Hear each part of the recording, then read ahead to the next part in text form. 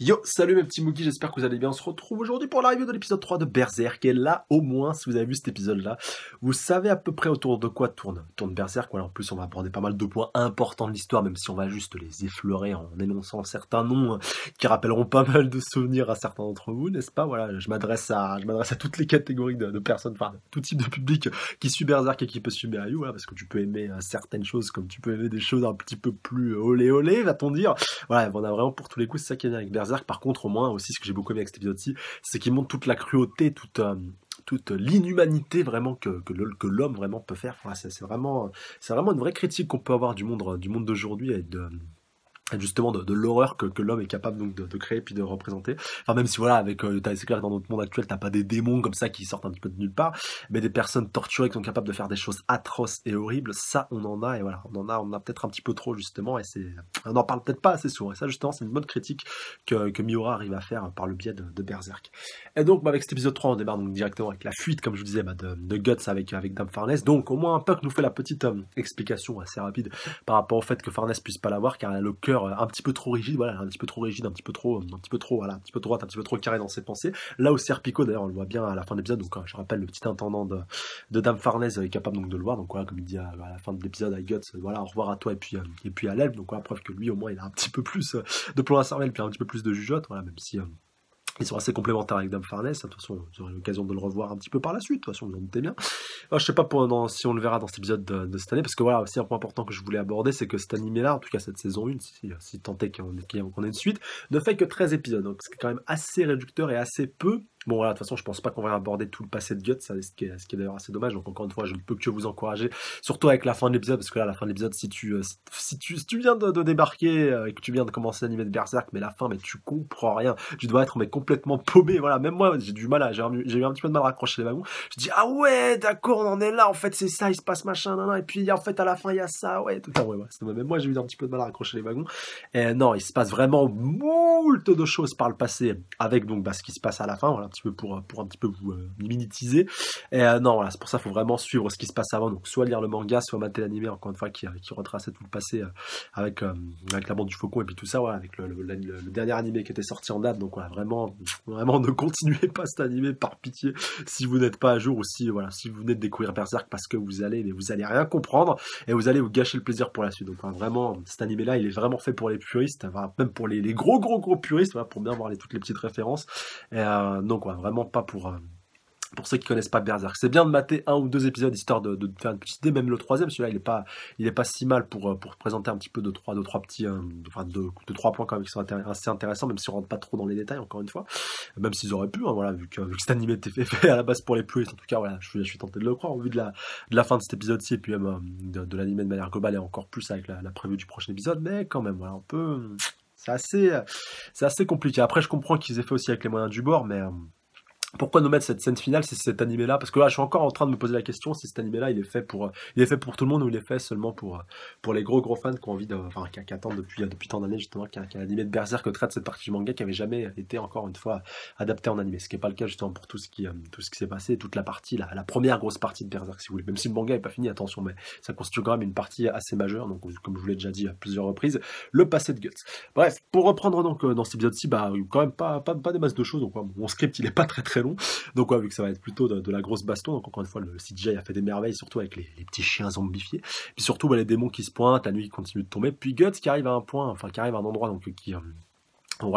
recherchait, auquel il voulait arriver, et auquel il voulait un petit peu confronter Dame Farnese, et on comprend un petit peu mieux après, voilà, avec l'arrivée des apôtres. Alors là, je m'adresse aux puristes par rapport à cet apôtre. Est-ce qu'il est apparu dans le manga? Parce qu'il me fait beaucoup penser à le premier apôtre en fait qui est apparu directement dans le manga. Rassurez-vous, je vais pas rentrer dans les détails, c'est juste pour m'adresser aux puristes, là, cette petite parenthèse. Parce que là, il m'a fait penser au premier gros antagoniste, le premier apôtre qui était apparu que Guts a affronté, le premier gros apôtre, si vous voulez. Il était chauve de mémoire, même si j'ai un petit peu j'allais rechecker les scans assez rapidement pour comparer. En fait, c'est pas tout à fait le même chara design, vu que là c'est un maître du chenil, mais il y a pas mal de points qui sont assez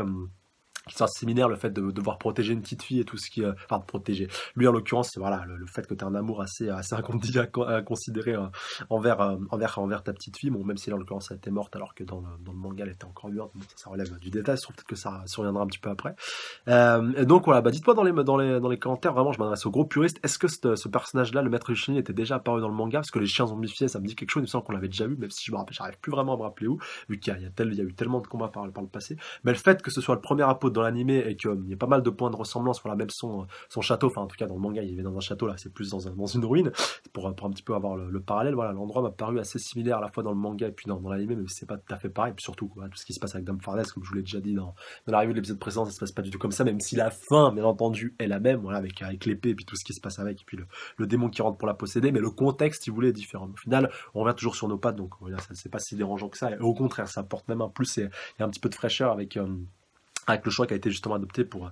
cet épisode-ci. Et donc voilà, bon, pour reprendre ce coup-ci la narration donc, de cet épisode-ci, puis ce qui se passe, bah, donc voilà, surtout du gros combat, de la baston, Farnèse donc voilà, qui est un petit peu confrontée à la dure réalité, voilà, même comme elle le dit à un moment donné, voilà, j'ai plus du tout aucune prière en tête, aucune prière ne me vient, donc voilà, elle est vraiment tétanisée, complètement pétrifiée face à l'horreur du monde, enfin voilà, elle vivait un peu dans le monde des bisounours, où tout le monde est tout beau, tout le monde il est tout gentil,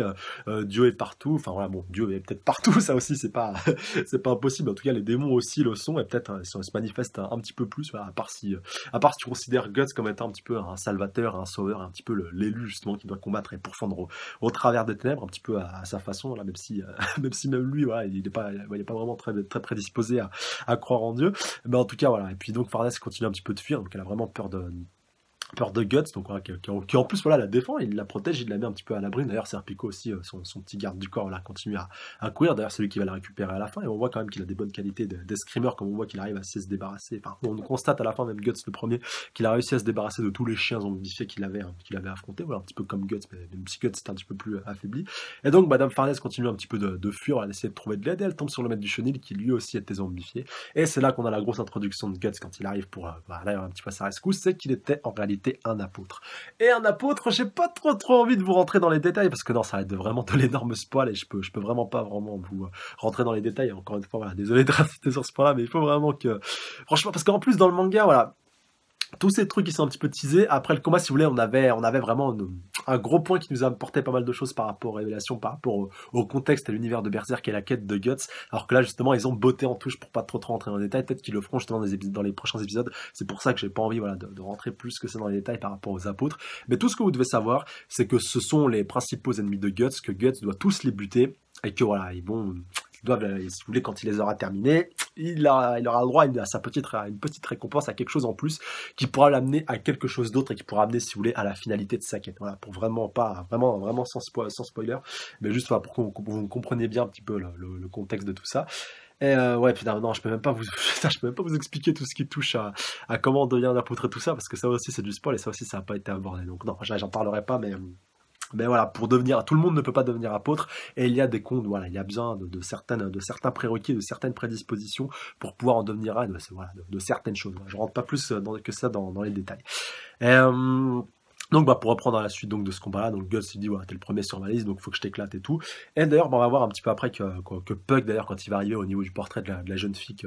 dont le maître jeune était amoureux, et puis qui au final ne lui a pas du tout rendu son amour, et qu'il a quand même voilà bien quick comme il fallait. Et j'ai beaucoup aimé donc le moment en fait où Puck arrive à toucher donc le visage, même l'apôtre lui dit non et tout, touche pas et tout. Et, alors, franchement le seiyuu de l'apôtre du maître du chenil dans cet épisode-ci, mais franchement magnifique, car je pense qu'ils ont vraiment pris un ancien, et voilà, t'as vraiment une voix assez glauque, assez nasillarde, même quand il touche Farnèse et qu'il la lèche et tout, enfin, c'était vraiment glauque, mais vraiment là l'interprétation était magistrale, et franchement bien joué de la part du seiyuu.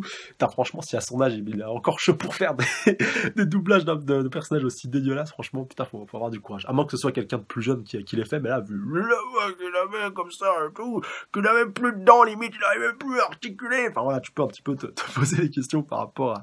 à ce point là, mais en tout cas c'était fort plaisant, donc tout le traitement de cet épisode-ci, voilà. Mais au moins là, vous voyez un petit peu ce que c'est Berserk. Berserk, c'est glauque, Berserk, c'est dark, Berserk, c'est immoral, c'est inhumain, c'est tout ce que vous voulez. Voilà, c'est un petit peu tout ça. Mais il y a du bon quand même derrière. Il y a une grosse histoire derrière. Il y a un énorme background derrière. Mais voilà, c'est quand même, c'est pas pour les gamins. Voilà, faut quand même bien le préciser puis le spécifier. Et comme vous allez le voir dans les épisodes prochains, d'ailleurs, si vous êtes à jour, je pense que vous avez, il y a un épisode qui a dû bien vous refroidir, n'est-ce pas, qui a dû bien refroidir pas mal d'ardeur de certaines personnes, parce que voilà, mais là, d'ailleurs, quand je vais y arriver, putain, je sais même pas comment je vais faire pour présenter cet épisode-là, putain, parce que ça va vraiment être hardcore, parce qu'en plus certains m'avaient teasé, et puis même quand j'avais lu ce passage dans le manga, je me suis dit, putain, ouais, quand même, c'est assez chaud, là, c'est assez chaud de light, c'est assez tendu, et voilà, là, au moins, là, si vous voulez, c'est qu'un aperçu si vous voulez, du niveau de, comment on pourrait qualifier ça? Quel serait le terme le plus approprié? Voilà, le niveau de craignitude. Voilà, désolé, j'ai pas de terme plus approprié. Enfin, ça craint. Bah là, si tu veux, ça craint encore plus dans les épisodes à venir. Donc, ouais, vraiment, si t'es âme sensible, s'abstenir parce que là, ça va vraiment partir très loin dans. Voilà, je peux pas vous dire dans quelle direction, mais ça va être craignos. Et de toute façon, tout ce qui va dans l'excellent de manière générale est pas bon. Donc là, enfin, non pas que ce soit pas bon. Voilà, après, ça colle avec l'histoire et tout, mais si vous êtes un petit, voilà, si vous êtes jeune, ne regardez pas cette vidéo, ne regardez pas Berserk, attendez d'être un peu plus mature, voilà, je vous en conjure. Et vraiment, voilà, c'est tout à fait amoral, c'est tout à fait immonde, et c'est pour ça que c'est bien, voilà, bien précisé que c'est un peu pour un public averti, et surtout à ne pas mettre entre toutes les mains. Bon, pour terminer donc avec cette review de l'épisode, qui au final, il n'y avait pas tant de choses que ça, surtout, à part donc la présentation et puis le petit teasing par rapport à tout ça, et surtout, voilà, un petit peu de montrer, de confronter Farnèse à la dure réalité, comme on va le voir après d'ailleurs, avec, putain, la scène du cheval, oh non, mais cette scène-là, en plus, elle n'était pas dans le manga, c'est pour ça, d'où ma surprise. Donc, en plus, je crois bien que c'est le cheval que Guts avait fait rentrer, donc il s'est fait un petit peu zombifier, donc un petit peu plus gros, et qui va avoir quelques petites ardeurs assez, oh punaise, ouais, assez chaudonnailles, donc voilà, on va limite virer un petit peu zoophile pendant un court instant. D'ailleurs, heureusement que Guts a mis un terme à ce genre de choses assez rapidement. Bon, d'ailleurs, les puristes, voilà, je pense que vous avez bien tilté par rapport à la scène, voilà, TMTC, donc c'est con que j'ai mes lunettes, sinon je devrais faire un bon gros clin d'œil, voilà, vous avez bien capté, mais voilà, heureusement justement que Dame Farnèse a pu se dégager enfin que Guts a pu la dégager assez rapidement parce que sinon on aurait pu partir assez loin. Et pour les plus pervers d'entre vous, sachez que les tétons ont bien été représentés, donc les tétons de Farnèse, bon là ça va, bon, certains vont me traiter un peu d'obsédé, je m'en fous, mais non, par rapport à ce point-là qu'il est un petit peu négligé, et je vous jure que de relief à certains moments, tu vois la pointe du téton, mais ils ont pas voulu le colorer. Enfin, voilà, je sais pas s'ils ont eu des problèmes par rapport à ça, ou si il y avait des problèmes de logistique par rapport à ce point-là, mais vraiment le fait de pas les mettre, c'est complètement con et complètement débile. Enfin voilà, c'est mon avis, mais je trouve ça en fait complètement dommage, voilà, surtout pour ajouter un petit peu au réalisme, surtout après quand tu vois la scène qui va arriver après, voilà, enfin la scène finale avec le chevauchement de la Dragon Slayer, on va l'appeler un petit peu comme ça, voilà, et puis donc voilà aussi on tutoie un petit peu l'érotique et puis le glauque, voilà, parce que donc quand même la Farnèse possédée qui lui dit allez, fais remonter lentement ta Dragon Slayer, que je la sens bien passer et que tu me pourfends en deux. Et Guts qui dit putain, mais qu'est-ce qu'elle est en train de me faire celle-là, mais bon, il a quand même tilté, bien entendu, qu'elle était possédée, et au final il arrive quand même à se détacher, enfin in extremis, grâce à la levée du jour, parce que sinon putain, Dieu sait ce qui aurait pu se passer avec Dame Farnèse, qui aurait pu finir un petit peu complètement fêlé en deux, et puis même voilà, quand le démon commence à se ressortir, voilà, après qu'elle l'a un petit peu bien tenté, tu as des désirs et tout, même quand tu éprouves de la douleur, tu éprouves du désir, donc quoi, à la limite, le démon lui fait croire qu'elle est sadomaso, enfin voilà, c'est complètement abusé, et donc finalement, elle est devant la réalité, elle est devant un petit peu le fait accompli tout simplement, mais donc elle est complètement honteuse, elle demande d'ailleurs à Serpico, tue-le, mais au final elle veut pas l'avouer, mais je suis sûr qu'elle a le petit béguin pour notre cher